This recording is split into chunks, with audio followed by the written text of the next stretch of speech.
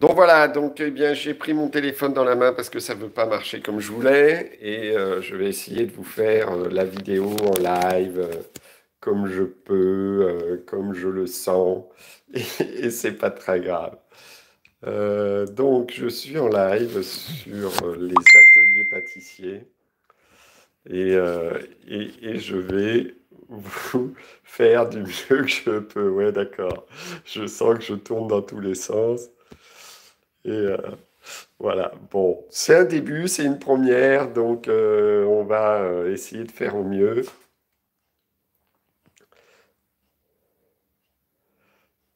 Bon, alors, je voulais juste vous montrer donc comment je vais essayer de me débrouiller pour avoir l'appareil dans le bon sens et tenir ça. Voilà, donc je vais trouver une solution et voilà. Donc je vais tourner pour vous montrer de l'autre côté ce que je suis en train de préparer. Donc ici, nous avons le vitaliseur de Marion. Ici, donc, il y a l'eau que je vais mettre à chauffer. Donc à peu près un tiers du volume de la bassine, entre un quart et un tiers du volume. Voilà, je vais l'allumer tout de suite, comme ça vous allez voir que ça va aller très vite. Voilà, je suis en train d'allumer. Voilà, on va faire chauffer. Ici, on a le tamis. Et dans le tamis, je vais y ajouter tout à l'heure le moule à cake. Ici, nous avons le moule à cake qui va nous permettre de faire notre pain sans gluten. Donc ici, j'ai tous mes ingrédients. Donc j'ai ma fleur de maïs, ma farine de châtaigne, mon sarrasin, mon psyllium, ma farine de riz, l'huile de colza, du vinaigre de cidre, des œufs et de l'eau, du sel et du bicarbonate. Voilà. Avec ceci, donc, je vais réaliser mon pain. Je vais me remettre dans l'autre sens. Voilà. Il faudrait que j'arrive à le poser de manière à ce que tout se passe bien. J'espère que je ne vous donne pas trop le tournis. Je vais essayer de trouver une solution pour le tenir dans ce sens-là. Parce que si je vous mets comme ça, apparemment, c'est pas terrible. Je n'avais pas compris qu'il fallait qu'il soit dans ce sens-là. Donc là, je vais dans mon bol ici, sur ma balance, mettre tous les ingrédients liquides. Alors, comme vous pouvez le constater, ici, j'ai un livre qui s'appelle la pâtisserie, le pain sans gluten. Donc, vous pouvez, euh, vous aurez le lien sous la vidéo. Vous avez aussi la recette sous la vidéo. Donc, n'hésitez pas à regarder. Vous verrez que vous avez la recette et le lien pour si ça vous dit d'acheter le livre. Donc là, ici, dans mon bol, je vais mettre d'abord mon eau, mes 250 grammes d'eau.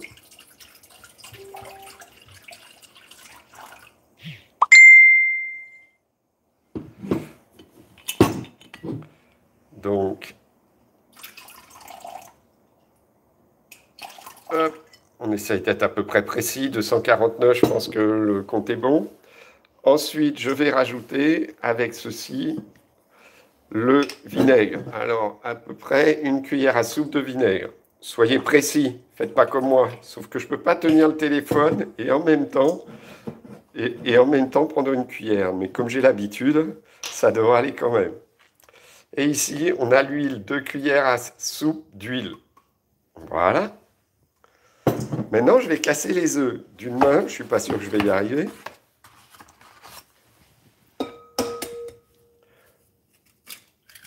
Voilà, le premier. Je vais en casser un deuxième. Claire, t'es pas obligé de dire que d'habitude, je mesure jamais. Hein. C'était pas une très bonne idée, ça. Mais bon, tu as le droit de dire la vérité. Ça m'amuse. Voilà, j'ai mis le deuxième œuf. Maintenant, quand on casse les œufs, on se lave les mains, de préférence. Donc, je vais aller me laver les mains. Voilà. C'est beau, hein, vous ne me voyez pas, vous voyez juste tout ce que je suis en train de faire. Donc la prochaine fois, j'essayerai de trouver une solution pour avoir le téléphone dans le bon sens. Voilà. Et donc maintenant, je vais mélanger tout ça, tous les ingrédients liquides. On va les fouetter. Vous voyez, ça mousse. Donc n'ayez pas peur de bien les fouetter pour bien les faire mousser, hein. C'est important. Avec le vinaigre, ça va créer une réaction. Alors surtout quand vous avez mis le vinaigre, fouettez assez rapidement, attendez pas trop longtemps parce que ça peut cuire vos œufs. Donc voilà. Et maintenant, dans l'autre bol, nous allons peser tous les ingrédients secs. Alors ce que j'appelle les ingrédients secs, c'est la maïzena ou la farine de maïs. On va essayer de mettre la quantité exacte d'une seule main, 75. Allez, vous me ferez cadeau des 2 grammes de plus. Ensuite, je vais mettre 75 grammes de farine de riz complète. Je vous donnerai des détails après pendant que ça va cuire, hein. J'aurai le temps de vous préciser, de vous donner des choses et vous verrez ma tête. Ce sera peut-être aussi intéressant pour vous, je ne sais pas. Voilà, 75 grammes de farine de riz. Allez, 73 vu qu'on a mis 2 grammes de plus de maïzena. Maintenant, on va mettre 150 grammes de farine de sarrasin.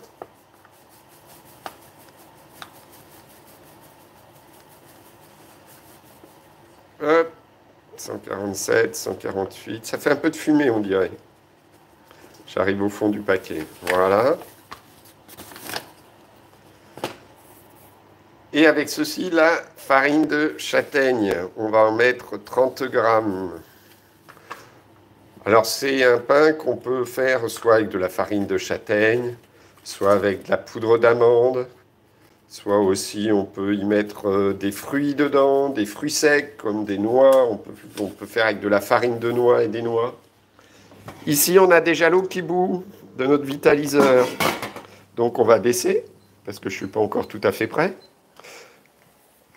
Une fois qu'on a mis toutes ces farines, on va rajouter, alors ça c'est facultatif, mais c'est quelque chose que j'ai l'habitude de mettre. C'est ce qu'on appelle du psyllium blond.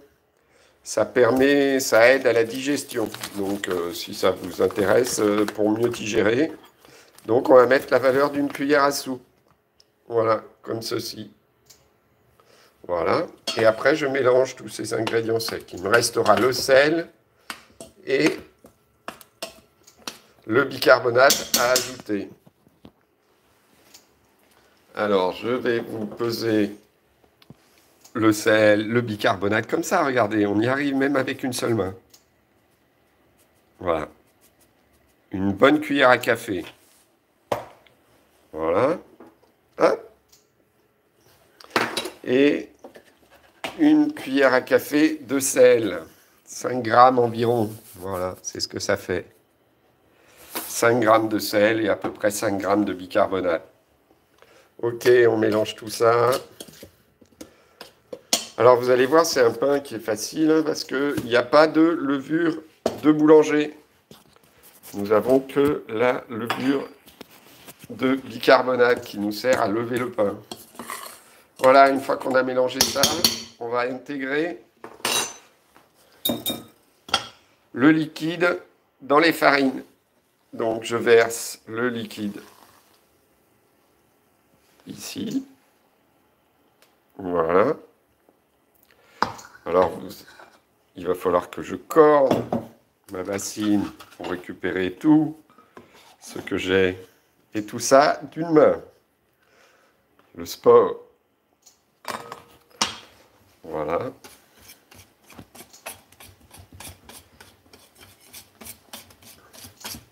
Alors là, je vais vous tourner et je vais vous poser quelques minutes devant moi. Et comme ça, je vais vous montrer ce que je fais ici. On a la préparation. Voilà. Que je mélange bien. en faisant attention parce que les poudres, ça vole vite. Voilà.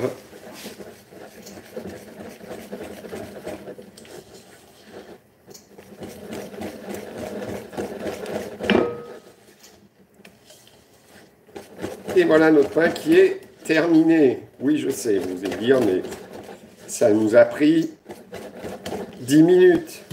Et oui, c'est exactement ça. On fait un pain en 10 minutes. Et après, par contre, il faut 3 quarts d'heure de cuisson au vitaliseur.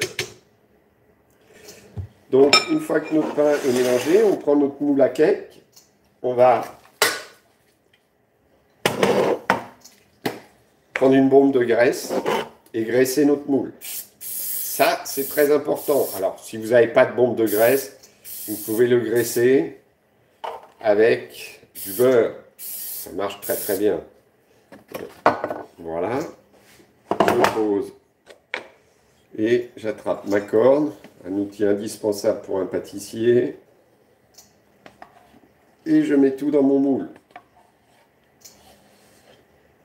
Voilà comment on réalise un pain sans gluten qu'on va cuire au vitaliseur de Marion pendant à peu près 3 quarts d'heure.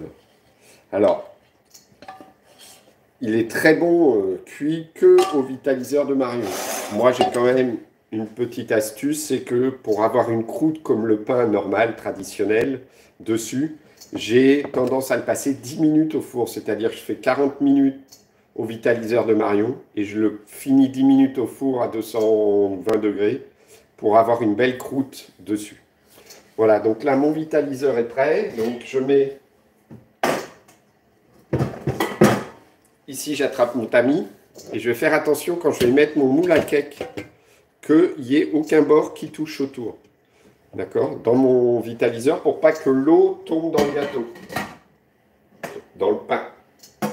Voilà, et là, on est parti pour 3 quarts d'heure de cuisson dans notre vitaliseur.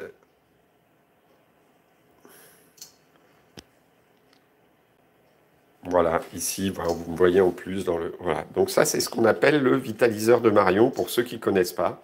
Donc, c'est un cuit-vapeur qui cuit à la vapeur douce à 95 degrés. Pareil, je vous ai mis un lien, si ça vous intéresse d'en acheter un. On peut tout cuire dedans, on peut cuire tous ces légumes. On peut cuire aussi la viande. J'ai fait l'autre jour du magret de canard, c'est juste magnifique. On peut cuire toutes les légumineuses et surtout les légumes, ils ont un goût, c'est extraordinaire. Voilà. Donc, et en même temps, je peux faire du pain, je peux faire du cake, je peux faire réchauffer quelque chose. Il y a aussi des bols dedans. Enfin voilà. C'est juste un outil qui aujourd'hui dans ma cuisine est indispensable et me sert régulièrement. Voilà.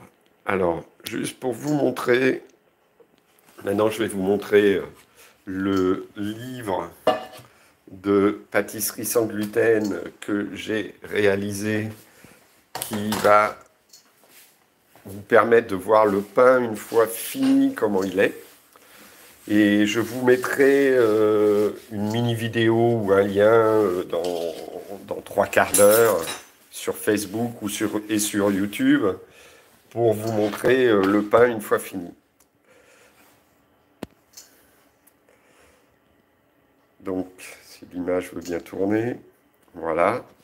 Donc ici, vous avez le livre et je vais vous montrer. Donc, il y a plusieurs recettes de pain. Alors déjà, au départ, il y a toute une introduction, le sommaire, un truc sur les farines sans gluten avec tous les indices glycémiques. Voilà.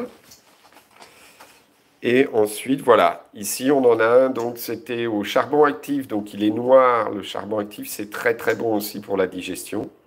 Et puis ici j'en avais fait un donc pour le livre sur les dattes et de l'amande. Voilà, donc voilà les... Donc, et après j'ai fait des cakes, des choses un peu différentes. Voilà. Qui sont plutôt intéressantes. J'ai fait un gâteau au chocolat. Et alors ici, vous pouvez constater aussi, sur la photo, j'ai fait un gâteau à l'orange Pareil, donc le premier était cuit au vitaliseur, celui qui est au fond, et celui qui était devant était cuit au, au four. Et j'avais fait un test ben voilà, avec une dizaine de personnes qui étaient autour de la table. Et j'avais mis un morceau du cake à l'orange cuit au vitaliseur de Marion et un autre cuit au four. Et je leur ai demandé lequel, sans savoir lequel était au four et lequel était au vitaliseur, lequel ils avaient préféré. Et 9 sur 10 ont préféré le cake à l'orange cuit au vitaliseur de Marion. Voilà. Après, j'ai fait aussi un cake au citron sans gluten. J'ai fait du riz au lait, des petits fours secs. Voilà, tout un assortiment de gâteaux que j'ai fait et validé voilà, dans tout ce que j'ai produit sur le sans gluten. Si vous avez des questions, vous pouvez poser des questions sur le chat parce que je les vois en direct sur mon téléphone, donc il n'y a pas de souci. Et là, je vais peut-être vous montrer, mais pour l'instant, c'est encore trop tôt et ça va pas donner grand-chose, mais on voit déjà que ça fait des bulles sur le cake et le pain. Voilà. Et on laisse cuire comme ça pendant environ 45 minutes. Alors, pour les farines, moi j'ai fait un mélange de farine et je fais toujours un mélange de farine. Pourquoi? Parce que si on utilisait que de la farine de riz ou que de la fleur de maïs ou que de la farine de châtaigne ou que de la farine de sarrasin, on aurait des gâteaux qui ne seraient pas suffisamment liés et qui seraient, par exemple, si on mettait que de la farine de châtaigne, ce serait ton compact. Que de la farine de riz, on aurait un côté un peu, on sentirait la granulosité du riz, c'est pas, voilà. Et la farine de sarrasin, ça a beaucoup de goût aussi, donc si on en met que la totalité, on a l'impression que ça donne beaucoup de goût. Après, donc le psyllium, je vous ai expliqué, je mettais ça, c'était pour la digestion et ça garde l'humidité dans le pain. Donc c'est assez intéressant aussi. Le vinaigre, pourquoi j'ai mis du vinaigre? Et le vinaigre, c'est très intéressant et je vais vous le mettre avec le bicarbonate parce que le vinaigre, c'est ce qui va permettre à faire réagir aussi le bicarbonate. Ça va aider au bicarbonate à faire lever la pâte. Donc ça pourrait être du citron ou du vinaigre. Les deux marchent. Moi, honnêtement, je trouve que le vinaigre de cidre marche mieux que le citron. Voilà. Et l'huile, c'est aussi pour amener du moelleux. L'huile est là pour amener du moelleux dans le gâteau. Et le sel, bien sûr, le sel indispensable, c'est pour les gens qui ne sont pas habitués de manger sans sel. Sinon, ça fait bizarre, ça fait fade. Et les œufs, ça va permettre d'avoir quelque chose qui va être plus lié. Ça va être un liant. Le psyllium aussi, le psyllium blond, ça fait un liant aussi. Ça fait un gâteau qui sera moins friable ou un pain qui sera moins friable. Voilà tous les éléments dont on s'est servi pour faire notre cake. Alors, où j'ai trouvé cette recette? Eh bien, cette recette, je ne l'ai pas trouvée. On va dire que j'ai fait différents tests pour réaliser ce cake. Alors oui, je me suis servi ce qui existait déjà sur le sans gluten, sur des gens qui avaient déjà fait des tests, mais j'avais rien trouvé qui me convenait dans tout. C'est pour ça que j'ai écrit un livre. Dans tout ce que j'ai trouvé sur Internet sur le sans gluten. Et donc, c'est en faisant des tests, au fur et à mesure, que j'ai allié tout ça, en faisant des recherches sur les différentes farines de sans gluten, sur pourquoi utiliser de la levure chimique, alors que, ben, en fin de compte, si on lit bien qu'est-ce qu'il y a dans la levure chimique, et j'ai lu la composition, et j'ai vu que c'était de l'acide citrique et du bicarbonate, quoi. Et donc, je me suis dit, bah, autant prendre l'origine des choses qui fait que ça fonctionne bien. Et donc, voilà pourquoi j'ai pris ça comme ingrédient. Et avec tout ça, j'ai créé ce pain. Et pourquoi j'ai fait un pain avec une levure chimique et pas une levure de boulanger?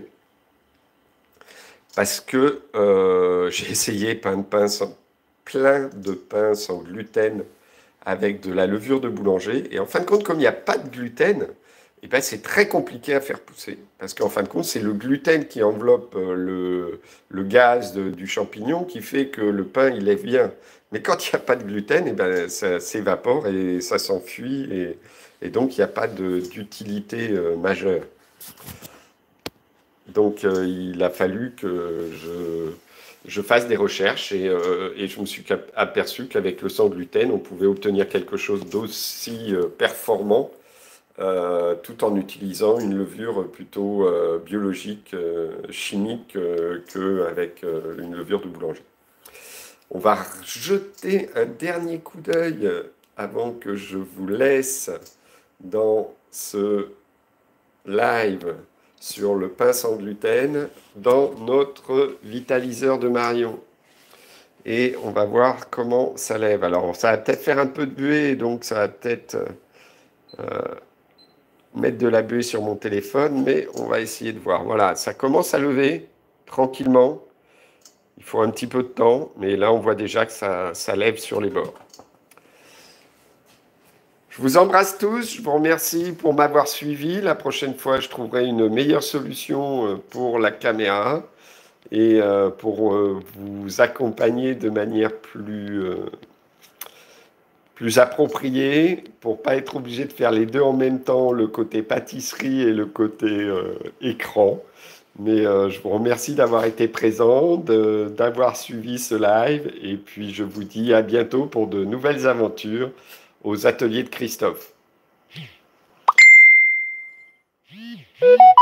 Ah oui, c'est très différent qu'une cocotte minute. J'ai juste quelqu'un qui me dit que est-ce que on pouvait le faire avec une cocotte minute. Non, non, ça n'a rien à voir, parce qu'une cocotte minute, ça bout et toute la vapeur va tomber sur le gâteau. Alors que là, le bol le couvercle, pardon, du vitaliseur de Marion fait que la vapeur, elle retombe sur les côtés et jamais sur le cake au milieu. Donc, on n'a pas du tout de problème d'humidité. L'humidité, elle s'échappe sur les côtés. Ça va juste cuire notre pain. Voilà. Donc, c'est pour ça que la cocotte minute, ça ne peut absolument pas marcher, parce que toute la vapeur de la cocotte minute va retomber dans le pain. Voilà.